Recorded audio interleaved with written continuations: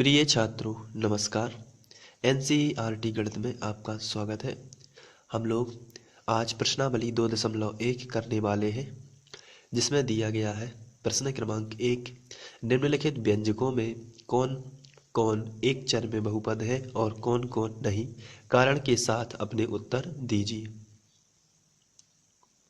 तो इसके पहले मैंने जो भूमिका बनाई थी, जो अध्याय 2 का इंट्रो बनाया था, उसमें मैंने आपको बताया था कि कौन कौन एक चर में बहुपद कहलाते हैं, कौन बहुपद कहलाते हैं, कौन नहीं कहलाते हैं। बहुपद के प्रकार बताए थे मैंने उसमें, घातों के आधार पर 5 प्रकार के और पदों के आधार पर 3 या 4 प्रकार के बताए हुए हैं मैंने। इसके बाद हम लोग इसको अच्छे से सॉल्व अप कर सकते हैं। तो इसमें दिया है कि क्या ये बहुपद है सबसे पहला, तो और क्या ये एक चर वाला बहुपद है। तो आपके सामने कंडीशन है कि आपको ये बताना है कि ये एक चर में बहुपद है और क्या ये बहुपद है कि नहीं।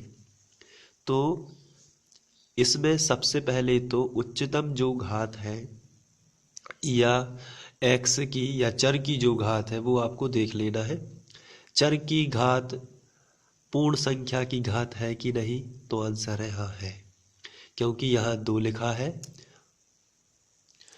इसमें जो है एक्स के ऊपर 2 की घात है और जो 2 है यह एक क्या है, पूर्ण संख्या है, पहली चीज। और जो दूसरा चर दिया हुआ है ये है एक्स, और एक्स के ऊपर कोई भी घात ना हो तो 1 की घात मानी जाती है, और 1 भी क्या है, पूर्ण संख्या है। तो जब चर राशि पर पूर्ण संख्या की घात हो तो हम उसे बहुपद बोल सकते हैं। अब हमें चूंकि एक शर्त तो हमने पार कर ली है कि यह एक बहुपद है, लेकिन दूसरी शर्त ये है ये एक चर में बहुपद होना चाहिए। तो एक चर आखिर होता क्या है मैं बता चुका हूँ और एक बार फिर से बता देता हूँ। एक चर का मतलब होता है जैसे 4x वर्ग ऋण 3x धन 7 लिखा है ये वाला क्वेश्चन, इसमें एक ही चर का इस्तेमाल किया हुआ है। लेकिन अगर इसमें 4x वर्ग ऋण 3y धन 7 लिखा होता तो इसमें 2 चर इस्तेमाल हुए हैं। पहला तो x इस्तेमाल हुआ है और दूसरा चर जो है वो y इस्तेमाल हुआ है। अगर यही क्वेश्चन ऐसे लिखा होता 4x वर्ग ऋण 3y धन z इस प्रकार से, तो इसमें 3 चर इस्तेमाल हुए हैं। पहला x हो गया, दूसरा y हो गया और तीसरा z हो गया। तो इसमें 3 चर इस्तेमाल हुए हैं, इसलिए ये क्या है, त्रिचरीय बहुपद है। बहुपद तो है लेकिन ये क्या है, त्रिचरीय। लेकिन इसमें क्या कह रहे हैं वो लोग, एक चर में बहुपद चाहिए।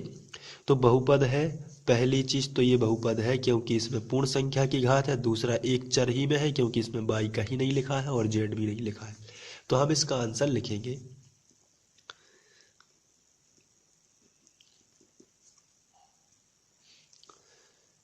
यह बहुपद एक चरीय बहुपद है क्योंकि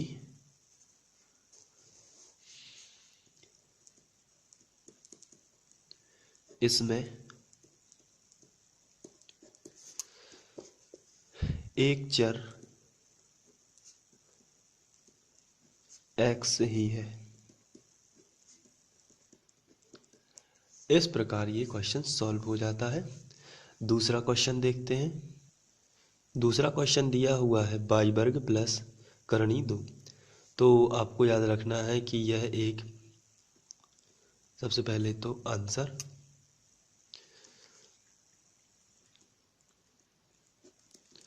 फिर लिख देना है चूंकि ये बहुपद है क्योंकि इसमें चर जो है y इसके ऊपर पूर्ण संख्या की घात है और एक ही चर इस्तेमाल किया गया है, अतः यह एक चरीय बहुपद है।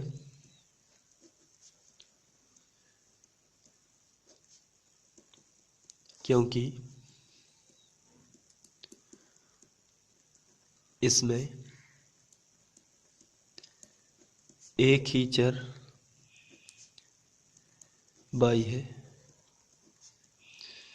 बस इतना आपको लिख देना है। बढ़ते हैं तीसरे क्वेश्चन की ओर। तीसरा क्वेश्चन दिया हुआ है 3 करणी t प्लस t करणी 2।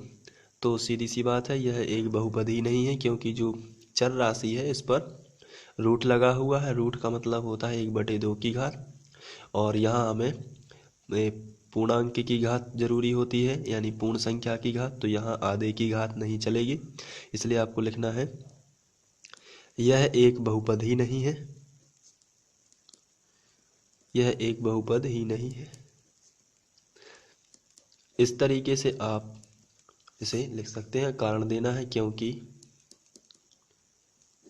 चर पर पूर्णांक या पूर्ण संख्या की घात नहीं है, पूर्ण संख्या की घात नहीं है। इस हिसाब से तीसरा प्रश्न भी आपका सॉल्व हो जाता है। चौथे की ओर बढ़ते हैं। चौथा क्वेश्चन दिया हुआ है y प्लस 2/22। तो इसमें ये बहुपद नहीं है, क्योंकि इसमें यदि हम इसको सॉल्व करें तो ये जाएगा y प्लस 2, y को ऊपर ले जाते हैं तो ये हो जाएगा -1। तो जब ये -1 होगा तो यहाँ ऋण की घात आ जाती है, जो कि पूर्ण संख्या नहीं है। तो आपको लिखना है चर की घात पूर्ण संख्या नहीं है, संख्या नहीं है। ऐसी स्थिति में ये बहुपद नहीं है, अतः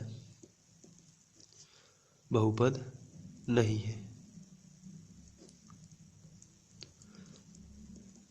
तो ये बहुपद नहीं है। इसके बाद आगे बढ़ते हैं। अगला क्वेश्चन दिया हुआ है x के ऊपर 10 की घात प्लस y के ऊपर 3 की घात प्लस t के ऊपर 50 की घात। तो यह एक बहुपद है, क्योंकि पूर्ण संख्या की घातें हैं, लेकिन एक चरीय बहुपद नहीं है। तो उत्तर हो जाएगा हमारा यह एक बहुपद है, लेकिन एक चरीय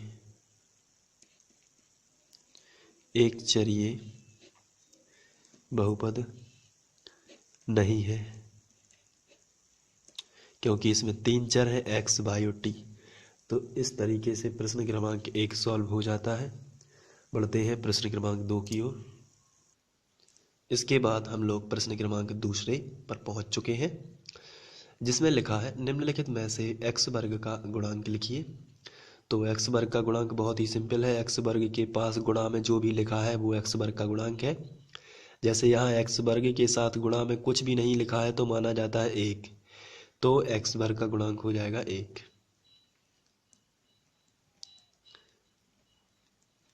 x वर्ग का गुणांक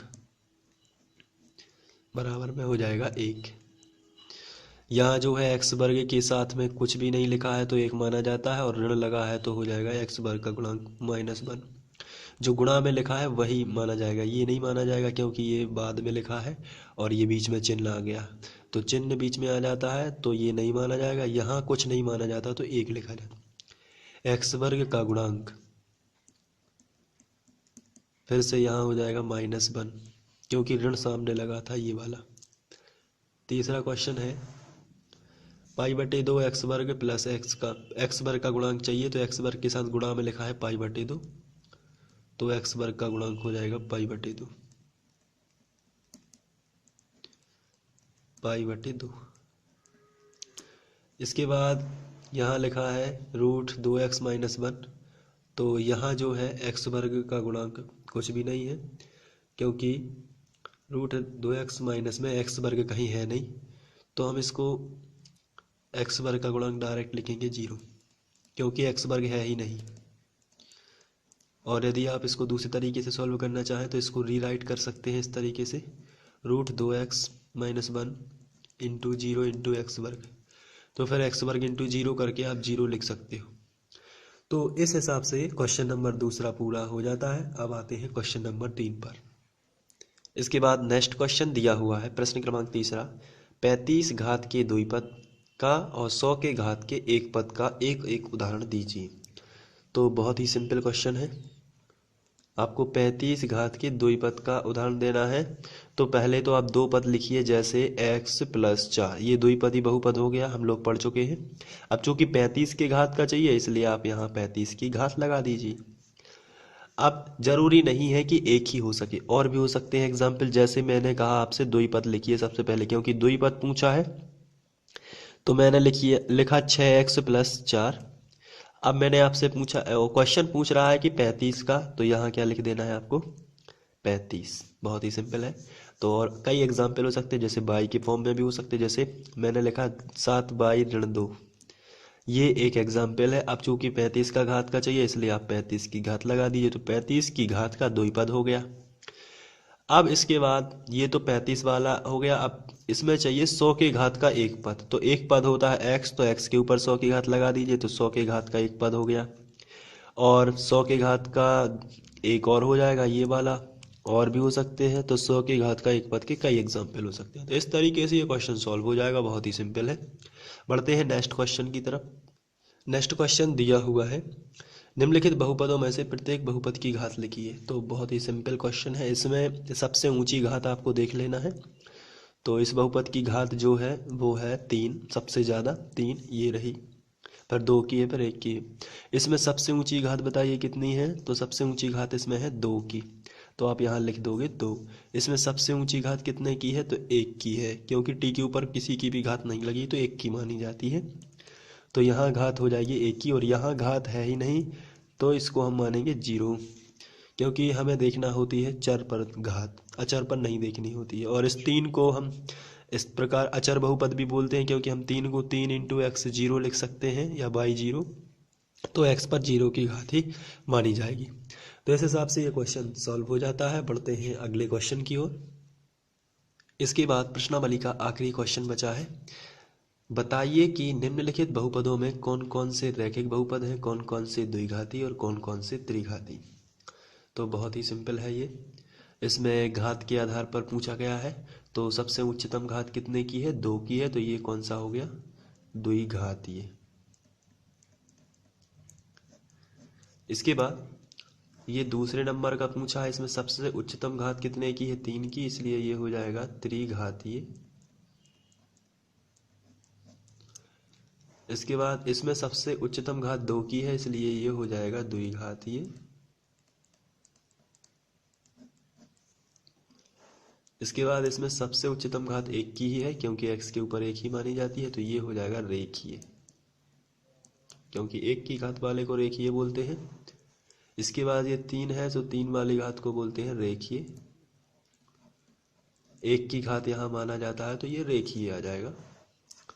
यहाँ 2 की घात है, इसलिए हो जाएगा द्विघातीय। और यहाँ 3 की घात है, इसलिए हो जाएगा त्रिघातीय। इस हिसाब से ये पूरा क्वेश्चन